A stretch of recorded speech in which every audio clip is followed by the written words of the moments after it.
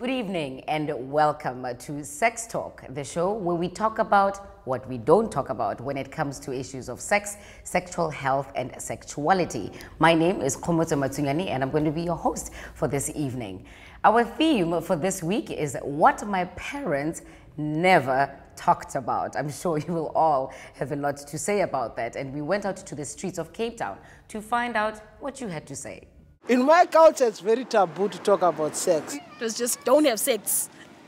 Sex is wrong. The first thing my daddy told me, protection, because otherwise you think they want to fall off. My parents spoke to me about sex when I was young, like 4 years old, I think. My mum gave me a little pamphlet from the Living and Loving magazine. The woman has a vagina, the man has a penis, and you put on a condom. It's quite difficult in African families to have that talk with your parents. It was a top secret. You have to find out for yourself. You find out along the way on school and things. My parents are traditionalists, so they never actually believe into sitting down with their kids and talk about sex. And joining me in studio tonight to talk about this issue, we've got a sex blogger, Dorothy Black. Welcome back.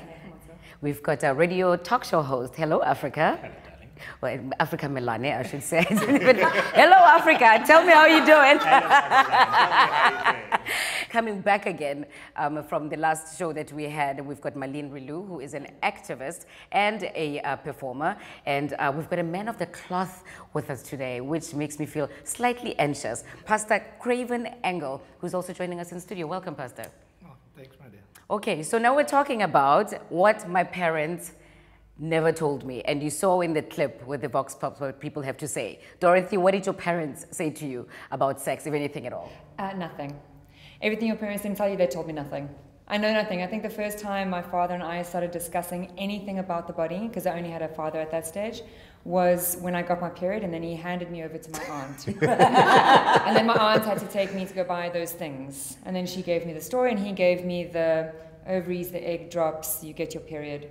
That was the full extent of the story. That was it. Nothing else. Lovely, lovely stuff to go out into the world with. Africa, did anybody say anything to you? No, which was surprising. My mom was a teacher, so I would have thought she would have taken out the teaching tools and went, okay, let's talk about this. But no, nothing. Nothing like that. I had to find out from my friends, from school, from biology lessons. I have a feeling our other guests will probably say the same thing. Pastor, did your parents talk to you about this? Not really. We had to go trial and error, living in the small little houses with no doors. You in the one room, the parents wait till you fast asleep. Well, at least they think you fast asleep. They continue with their business. You listen, you hear all the sounds, so you think, maybe that is sex, but that's as far as telling goes, you had to trial and error, hear what happens in the other room. Then your sister gets married, moves into your same room with her husband, bed next to your little bed, wait till you fall asleep. You make like you're sleeping, your one eye open, and the other thing happens. So you learn about sex in that way for us. In a community, that was our thing of learning, but nobody spoke about sex at all. You bring up something very interesting, which is also about the politics of space and the small spaces that most of us had to grow up in, when you can literally hear people through the curtain. Marlene, anybody talk to you about sex? Definitely not. I'm from the rural areas, and there we just don't talk about it, but also about the space that you're not talking about, Pastor, and you just hear all about the affairs, and you also just hear that everybody has children outside of the marriage, or there we go, Auntie so-and-so is sleeping with Auntie so-and-so, and there it comes. And then also the one thing that you learn from a very early age is that sex is evil. You don't even go there. It's dirty, and there's all sorts of other things. It's just all sorts of things. Not enjoyment, not at all. Right. So there's obviously a huge amount of embarrassment. Nobody, certainly, my mother told me I'm from Paragonath Hospital, so and she was a nurse. So it doesn't matter whether the teachers or nurses, they're all awkward about it. So Dorothy, what would you have liked your parents to say to you about this? I think what I would have liked is for there to be more engagement with me, like with more books. I don't think looking at my parents, it would have made any kind of personality sense for my father to sit down with me and be like, so this is what happens with the man and the woman. I grew up in a single parent household for a long time.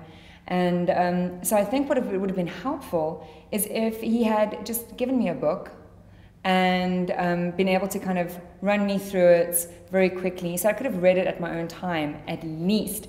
I think that's the least a parent could do. If they don't want to talk about it and they don't want to engage with their children, is at least give them tools like a book. Whereas I think parents should create an environment that will make it easy for the kids to go and ask, what is this? And I think they should be honest with us from the earliest moment, because you grow up in a household, particular space is an issue, and people take a bath in front of you, and you see all manners of things, and you go, what's that, and what do you do with it? And they always try and come up with some very floral, well packaged, way of presenting it, as opposed to going, this is what it is, and this is what it does, and if you're responsible with it, you'll have a lot of fun, and if you're not, it's going to be dangerous. But that doesn't always happen. No, but it's also that, otherwise books. It's sealed. Yeah, but I also think is that what you yearn for is to see couples that's loving. Also in a single parent household, and I come from 11 children. Also that whole thing about, it's not just about sex, it's about, here are this interaction with people that's loving each other. And then it will become a natural thing for you to love that person. And then when you become older, you know what you want in life. But in the communities that I grew up, you don't have that experience where people show that in public, that they love each other. It's always that door that all waiting when nobody see, or you saw when people are clapping each other or that, but they actually love us. So I'm yearning for that, to experience that loving relationship from a very early age in communities, so that you can see it's a natural response to sex and not all of this power games that is happening. So you mentioned the word natural, and that piques my interest, Craven, is to, sex is actually one of the most natural things in the world, but yet there's this awkwardness because it feels good, and all our parents were afraid that if you teach them about sex, then they're going to do it. Whereas kids organically find out about it anyway. All of us, by asking, you said something interesting, Africa, about like how your parents react to you. What should parents be mindful of, and in the perspective of, if a child does come at 4 years old and says, Dad, what is sex? What should be the approach of the parent to the child? Because that answer will determine whether the child ever even mentions whether the word sex or not in their home. Well, my 5-year-old grandchild came to me, it was a couple of days ago, and said to me that, Grandpa, when I have my baby, it mustn't be a girl, it must be a boy. And I'm going to only have my baby when I'm married one day, because I don't want to be sick. So she's 5 years old. She knows about that. Somebody educated her. Problem is, some of the schools is now opening up this topic and making it an educational tool for the children. And here we are still out in the box, not talking about it as parents, and wanting to close this thing. I would have loved my parents to give me the true words of sex and what's it all about, because I went on the road and I found out on my own. And we had our own lingo. We didn't talk about the word sex. We talk about eh. What is eh? But now you talk about that, and then you talk about ougat maak and words like that. So you talk to young girls, and and you feel like a fool at the end of the day because nobody educated you. You want to tell a girl, oh, there's no eh. But we maybe going to have a sexual communication. But now, what is this word? And she understands this word. So the crazy words that you picked up from the road, because your parents didn't educate you, and I think we can't send the next generation with that lack of education out on the streets and find out on their own what sex is all about. So they need to understand, and we as adults must educate them.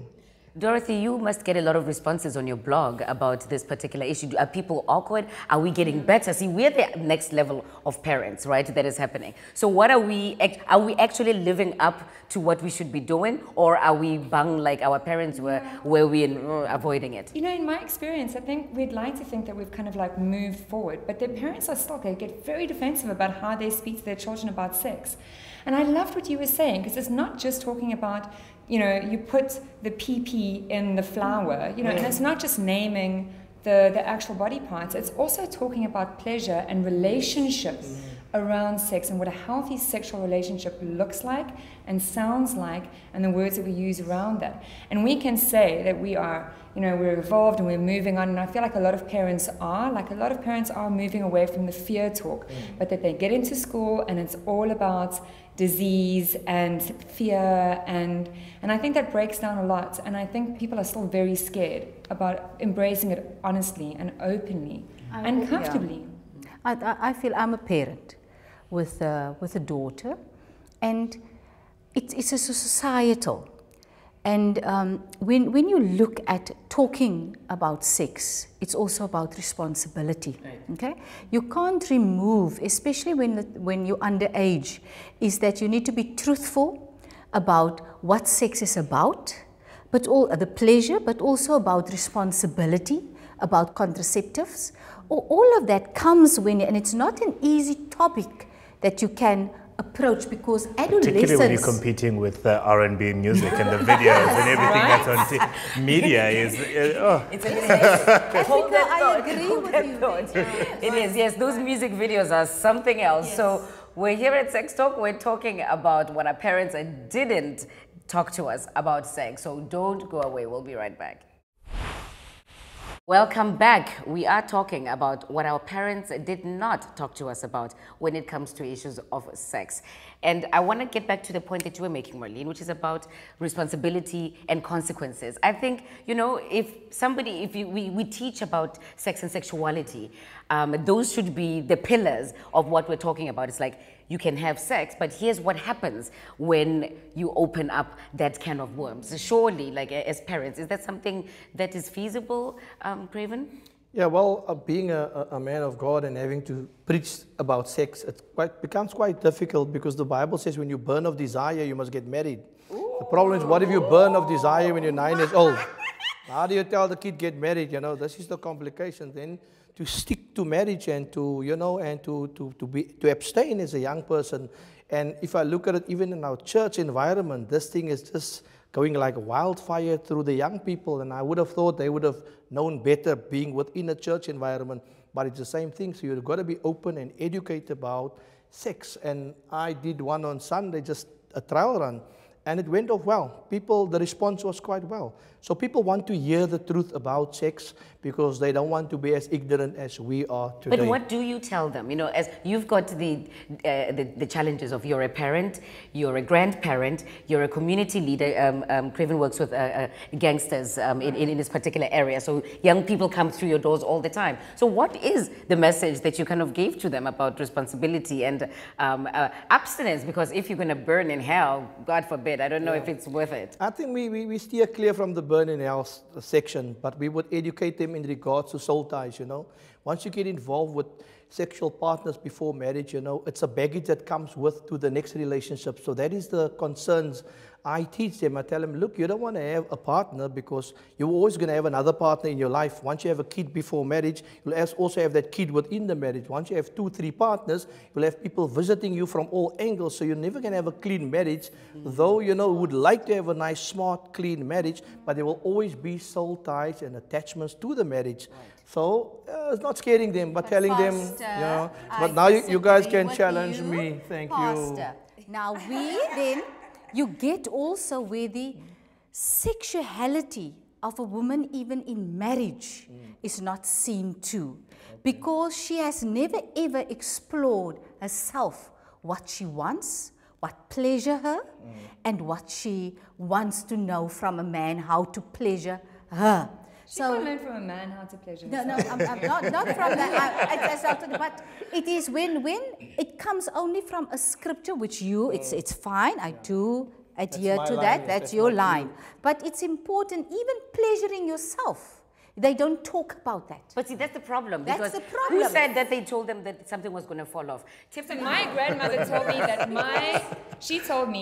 my fingers would fall off if I played with my belly button. Many years later, I realized she wasn't talking about my belly button. I was probably like having a good old cuppa down there, and she just said, you play with your belly button, your fingers are going to fall off. So if you don't know your body, if you don't know how to pleasure yourself, and it's only when you're in that marriage, oh, for Pete's sake, how terrible that honeymoon night must be.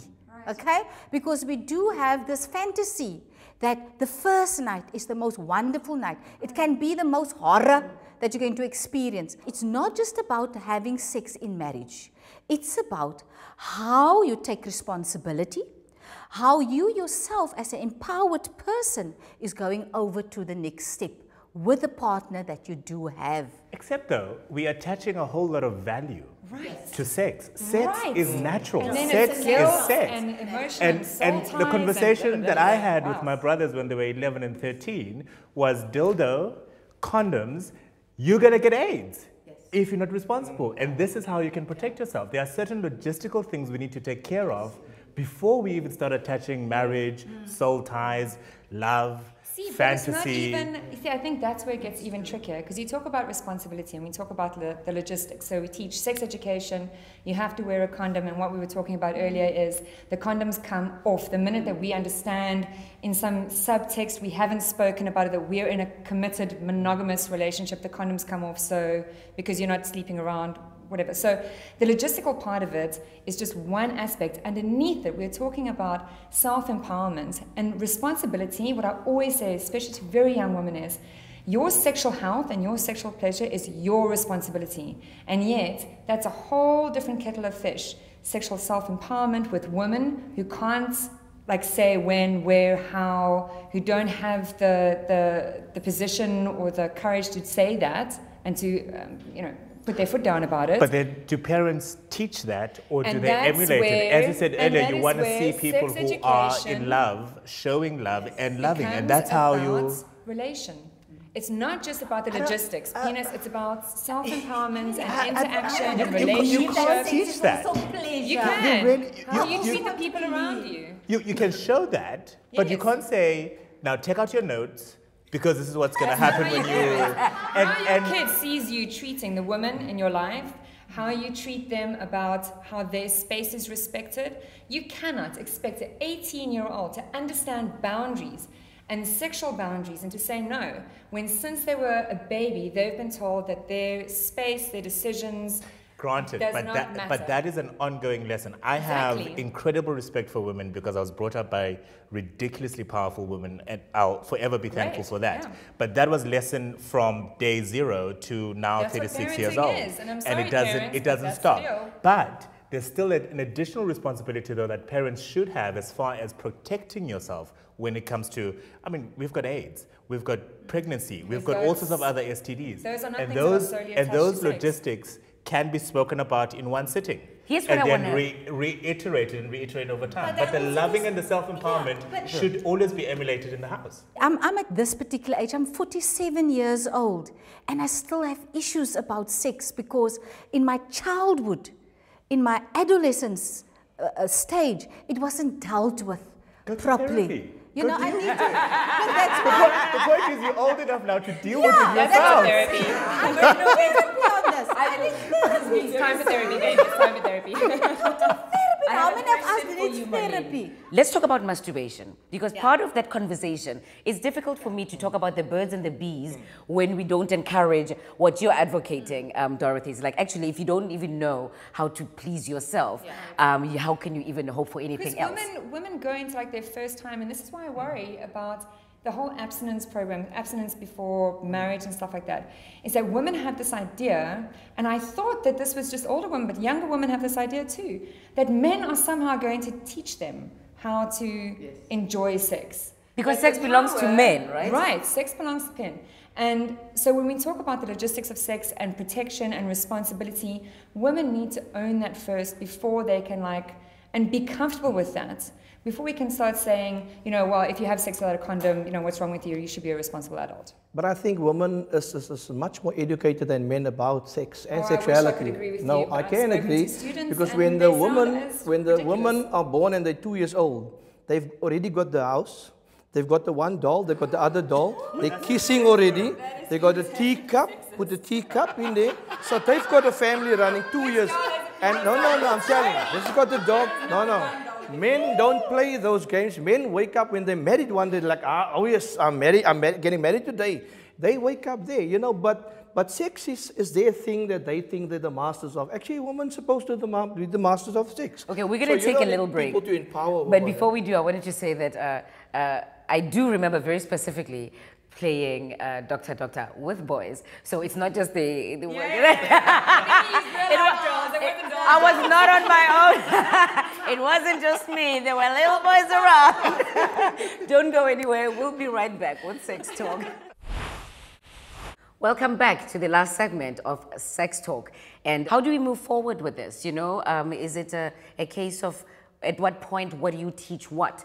And Craven, I'll start with you because you raised a very interesting point during the break, which is about sometimes the confusion between the legal time to have sex, which can make it criminal, and the other aspect of it is like how to navigate that as a parent to be able to teach. Yeah, I mean, there's a legal aspect of 16, then you can have consensual sex.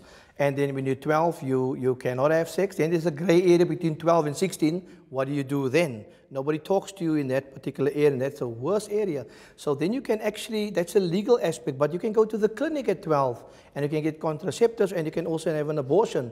So as a parent, you become confused because they're educating your child at 12 years old already about contraceptives, but they're supposed to be sexually active when they're 16 legally. So where do you stand as a parent? Do you tell them 16 or do you tell them 12? Because the health sector says 12 and the legal part says 16. But what about masturbation? Does that feature, especially in your vocation? And you know, I don't mean to say that just to embarrass you. No, but you know, as in like, is it something that you encourage? How do you deal with it? Do you encourage it? Because I think it should be encouraged. Play with yourself, play with yourself. You know, and while you're still discovering what else you're going to do when you're 16. Yeah, talking to me about that, you know, I'm a pastor. I'm not supposed to tell the people do masturbation. I'm to tell them, no, don't do you. That's the point.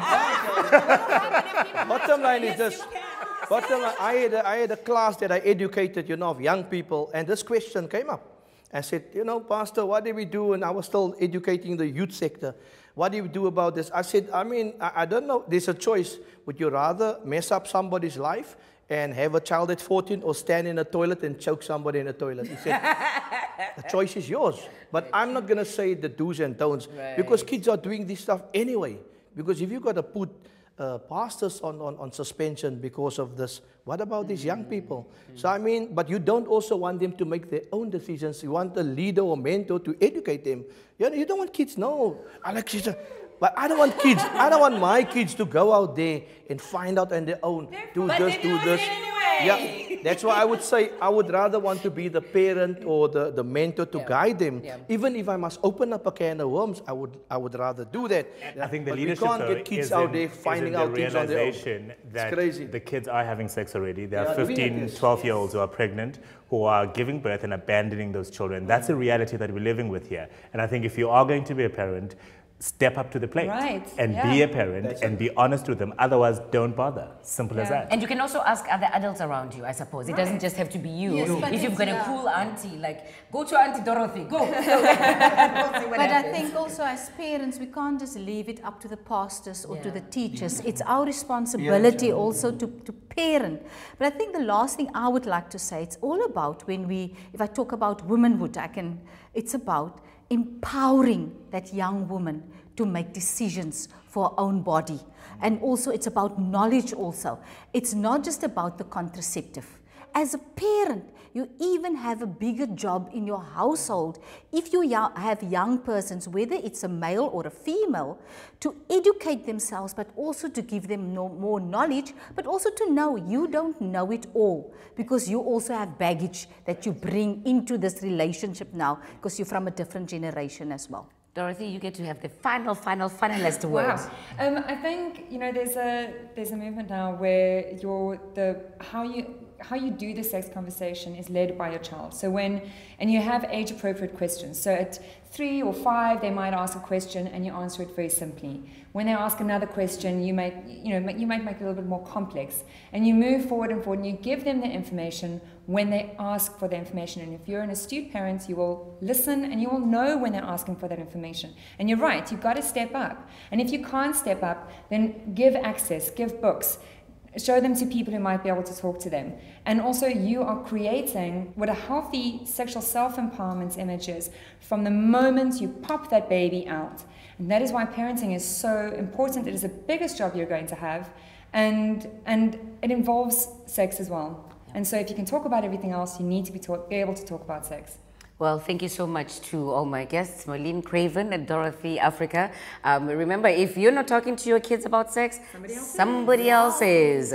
So that's my little warning to you. And until next time, don't you forget, we'll be back next week again. Be safe, and remember, condoms are your friend. Good night.